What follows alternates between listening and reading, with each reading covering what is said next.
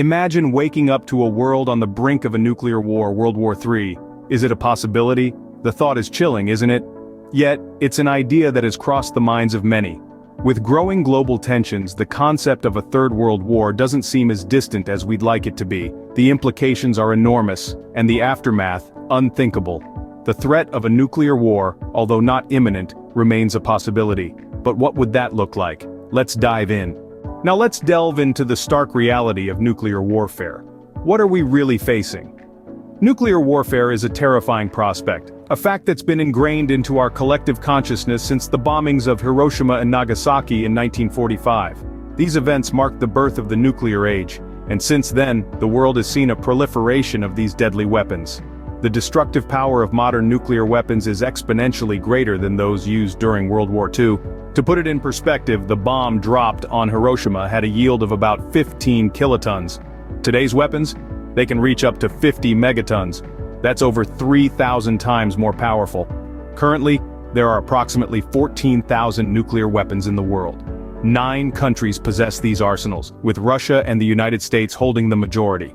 But it's not just about the numbers, it's about the potential devastation. A single detonation in a major city could result in millions of casualties. And the aftermath? Well, that's a whole different story. The widespread radiation, the nuclear winter, the fallout, these are the catastrophic consequences that would follow, and that's not even touching on the long-term effects on the environment and human health. So, nuclear warfare? It's not just about the immediate blast, it's about the enduring and far-reaching effects that could change our world as we know it. Indeed, the sheer destructive power of nuclear weapons is beyond imagination, and their use would bring about unprecedented catastrophe. But what happens after the unthinkable occurs, after a nuclear strike? The immediate aftermath is a scene of devastation.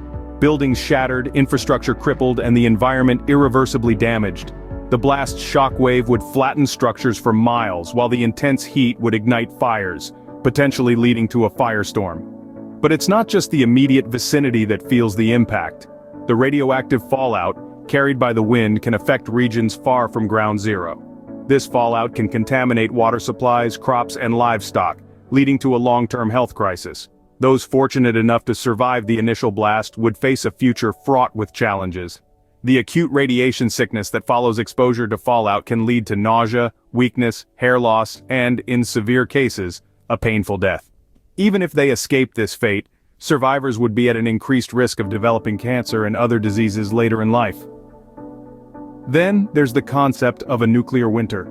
The fires and explosions from a nuclear war would throw up vast amounts of dust and smoke into the atmosphere, blocking out sunlight and causing temperatures to plummet globally. This could lead to crop failures and mass starvation, affecting even those far removed from the conflict zones.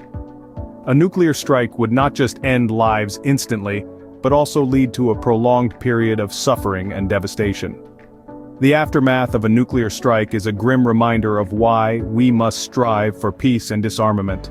So how does one survive in the face of such a devastating event? Is survival even possible? You may find yourself asking these questions, especially in our current uncertain times. The answers lie in preparedness, knowledge, and resilience. In the immediate aftermath of a nuclear strike, survival is a race against the clock. Your immediate actions can greatly increase your chances of survival. The key is to seek shelter immediately, ideally in a basement or the middle of a large building. The more barriers between you and the outside, the better. Stay there for at least 2 days to avoid the acute effects of radiation. Long-term survival, however, requires a different set of strategies.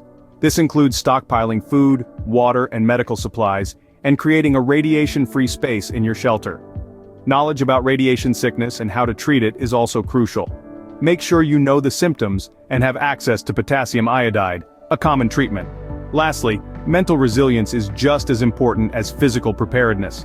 A nuclear strike is a traumatic event, and surviving it requires not only physical strength, but also a strong will to live.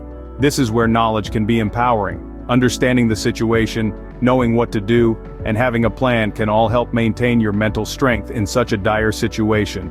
Survival in the face of nuclear warfare is possible, but it requires preparedness, knowledge, and a strong will to live. So, what have we learned today? We've explored the potential for World War III, the stark truths of nuclear warfare, life after a nuclear strike, and how we might survive.